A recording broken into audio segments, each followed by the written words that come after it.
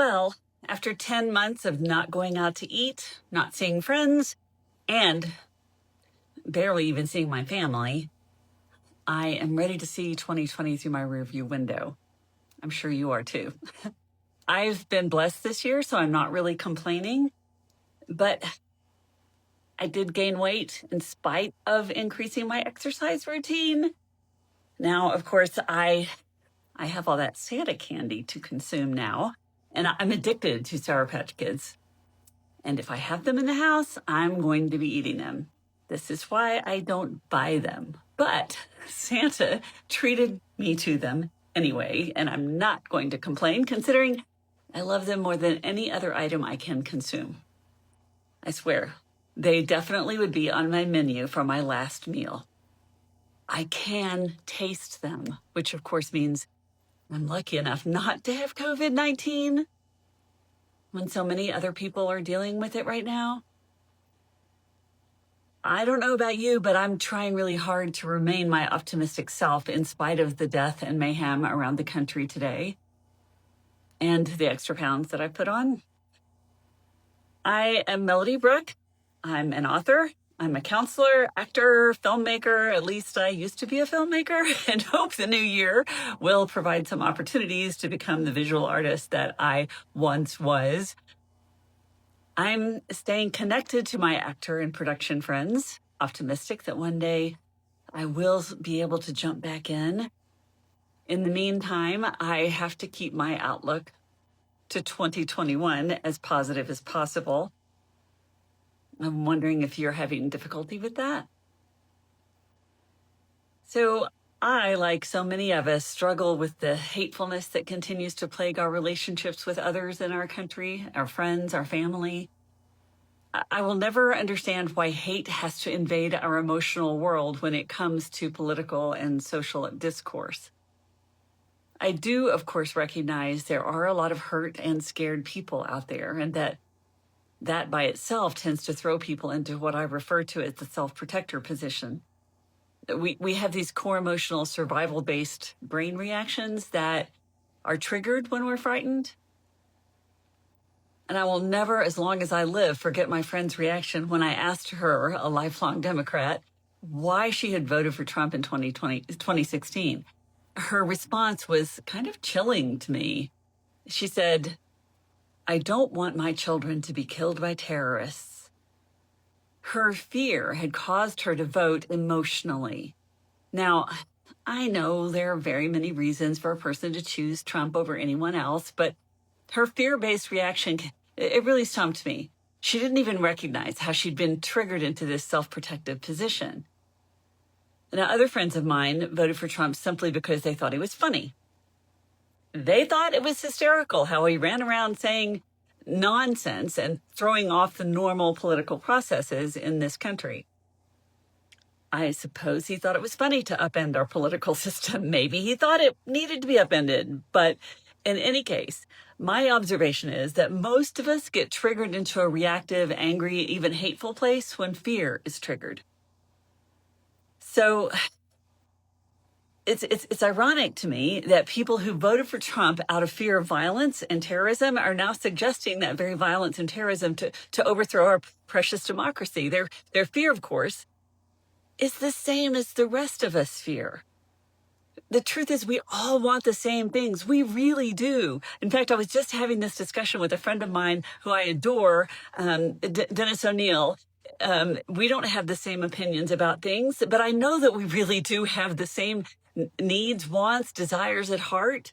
We all want peace, plenty of opportunity for success and meaningful work. We all want our children to be safe and to have the same hopeful future we had at their ages.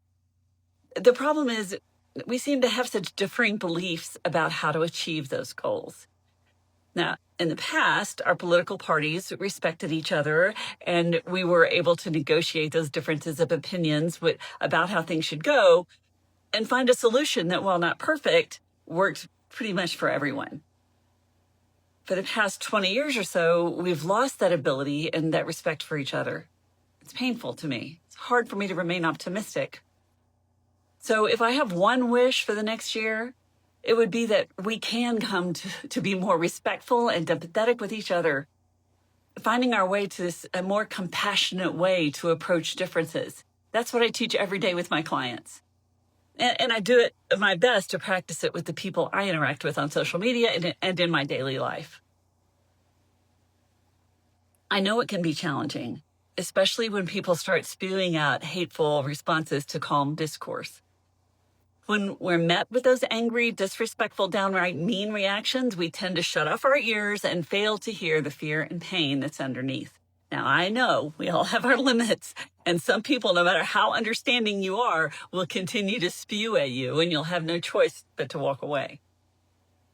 But my hope for you and for everyone this coming year is that we will all learn to become more feeling toward each other. It may be a fantasy that's not ever going to be possible, but I can't help but believe in our underlying sameness. We are, at core, all the same in spite of those external appearances. When we recognize the fear and pain underneath that hateful and angry spewing, our responses change. We offer validation and empathy for their feelings, not perhaps the content of what they're spewing out, but for the fear and the pain that's underneath their emotionally driven behavior. When we meet their reactions in kind, we just provoke more and more anger and hate in the world. I don't believe that is what any of us want. Even if it is how we may sound sometimes, it may be ridiculously optimistic, but I do, at the core of my being, believe in that sameness. We are made from love and in the image of love itself. When we're thrown into our fear, we lose connection with love. There is no fear in love, but perfect love casts out fear, for fear has to do with punishment, and whoever fears has not been perfected in love. That's 1 John 4:18.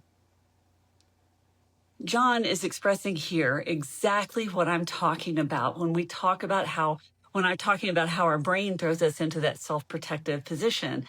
It causes us to want to punish others. Let's all make it our goal this year to promote more love and less fear. Yes, of course, there are things to fear, things to worry about realistically in the near future.